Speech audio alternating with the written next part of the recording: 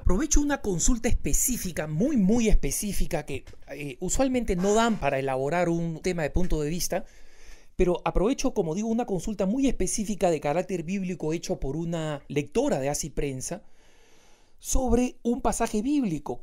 Ella señala que en el retiro de Semana Santa estaban meditando sobre el pasaje de la samaritana y que Jesús le dice, ¿estás casada? Y ella dice, no, es verdad, no estás casada porque has tenido 7 maridos y el con el que estás actualmente no es tu esposo. Entonces, esta señora pregunta, esta lectora de Así Prensa pregunta si es que la interpretación que da el sacerdote era correcta. Según esta señora cuenta, y aquí no juzgo al sacerdote, sino me baso en la reproducción que esta señora hace del evento, y que asumo que es cierta porque es muy sencilla, dice que el sacerdote dijo, no, de ninguna manera la samaritana tuvo 7 maridos, de ninguna manera. La samaritana en realidad tuvo 7 ídolos o 7 apegos. Y esto de alguna manera sería equivalente, digamos, a los 7 pecados capitales. Supongo yo, esto lo agrego yo.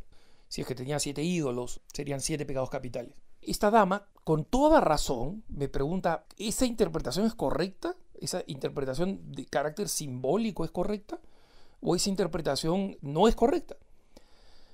Y esto es lo que nos lleva al tema de fondo, que es el tema de la lectura de la Biblia. Miren, hermanos, el tema de la veracidad en la Biblia no es un tema sencillo. Para eso, el que quiera entrar a este tema necesita leer el documento del Concilio Vaticano II sobre las Sagradas Escrituras, la Dei Verbum, o sea, la palabra de Dios.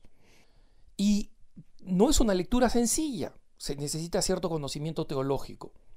En consecuencia, no voy a meterme aquí al problema de los distintos géneros literarios que se utilizan en las Escrituras, pero lo que sabemos es esto.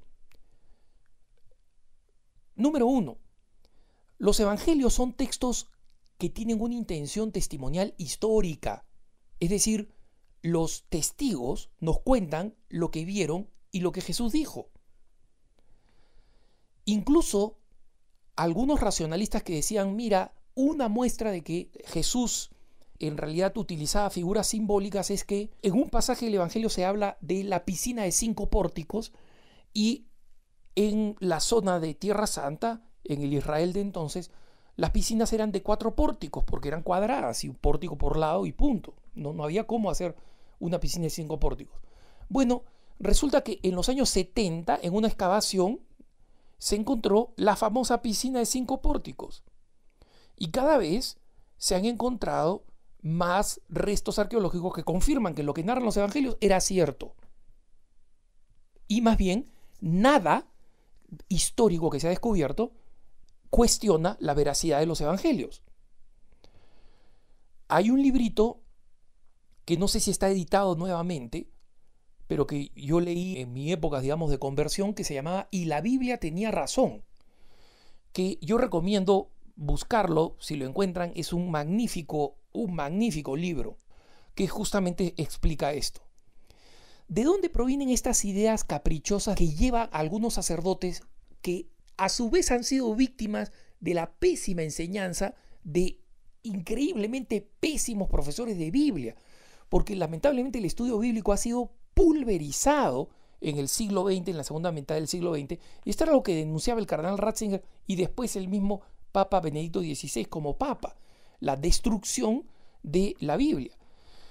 Y el Papa Francisco no la ha denunciado, pero si ustedes se dan cuenta, toda su exégesis bíblica, toda la explicación de los pasajes bíblicos, toman los pasajes bíblicos como hechos realmente acontecidos.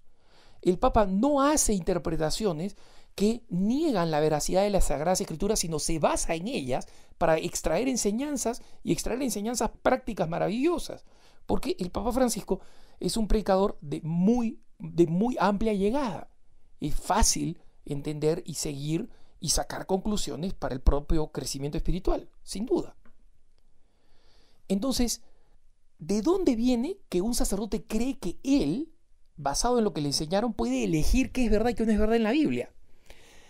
¿De dónde le viene un sacerdote que puede decir porque el profesor tal y cual de tal escuela alemana importantísima con 30 doctorados y 25 postdoctorados dice que en realidad eso es simbólico.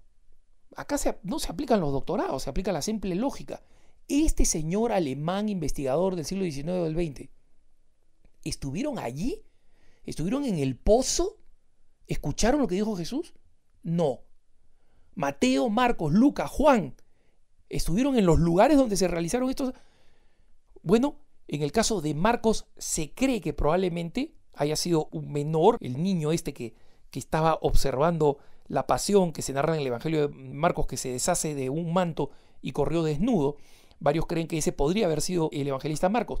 Y de Lucas sabemos que Pedro y la Virgen María fueron sus fuentes. O sea, si no son testigos directos, son testigos inmediatos. Mateo y Juan, en cambio, fueron discípulos. Es decir, que estuvieron ahí parados mirando. En consecuencia, ¿por qué le voy a creer a un señor alemán? Especialmente muchos de estos, digo alemán por decir, digamos, las principales escuelas bíblicas protestantes provienen de Alemania, no es que me ha agarrado, me la quiero prender con los alemanes, ¿no? ¿Por qué un señor alemán o inglés o del país que sea, español, italiano, peruano, cree que puede tener una interpretación de la Biblia simplemente porque lo estudió? O sea, cuando hay estudiosos bíblicos como Bullman, por ejemplo, que nunca salieron de Alemania. El padre del racionalismo bíblico nunca salió de Alemania, nunca se paseó por Tierra Santa. Y desde un escritorio pontificó lo que pasó y no pasó en Tierra Santa. Alucinante. Entonces, aquí se aplica simplemente la lógica de la fe. Es verdad que hay pasajes que son un poco más oscuros, que requieren exégesis y en los cuales las ciencias bíblicas aportan enormes luces. No caigamos aquí en un fundamentalismo bíblico.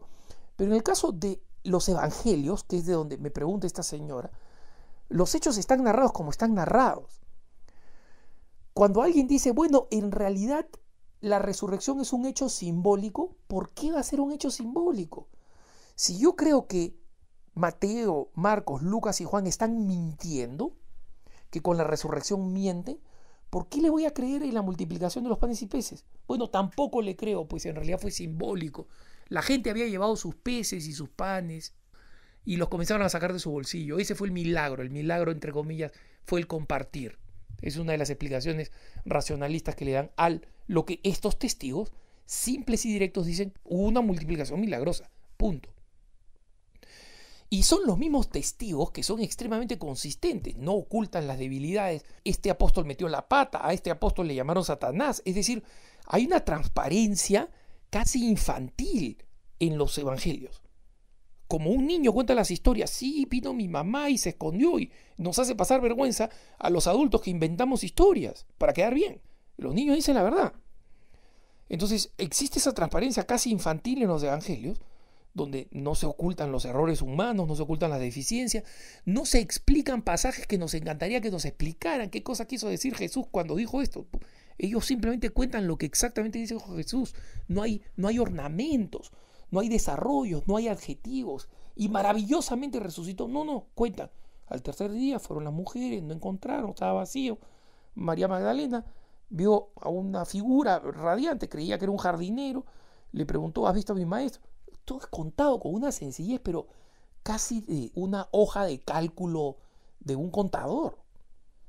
Entonces, ¿de dónde cree un sacerdote o un biblista que puede decir: en realidad este pasaje yo no creo que sea un pasaje exactamente? ¿De dónde? ¿Por qué ese? Si la Biblia nos dice que Jesús le dijo tiene 7 maridos, le dijo que tenía 7 maridos, no le dijo que tú crees en 7 ídolos, le dijo 7 maridos. ¿Y por qué no voy a creer? Sobre todo cuando la lógica de la narración es: oye, me ha dicho cuántos esposos he tenido. Y entonces los samaritanos dicen: caramba, ahora sí le creemos. O sea, si es que este señor que no la conoce puede llevar la cuenta que ni nosotros la podemos llevar de cuántos maridos ha tenido, entonces ahora le creemos a su testimonio. Decir que no, que se refería a 7 ídolos, rompe totalmente la lógica del pasaje. Es puro capricho, es pésima enseñanza bíblica. Punto. Y acá hay que utilizar simplemente una vez más la lógica del fiel. El fiel que entiende: un momentito, Los evangelios son narraciones de testigos directos. Si nosotros no creemos eso, no tenemos por qué creer en el evangelio y chau Jesucristo. Pero si nosotros creemos que Jesucristo de verdad se encarnó,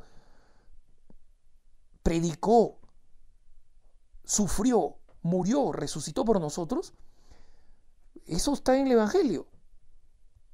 Y los evangelios son de donde nosotros extraemos esas verdades que afirmamos como ciertas.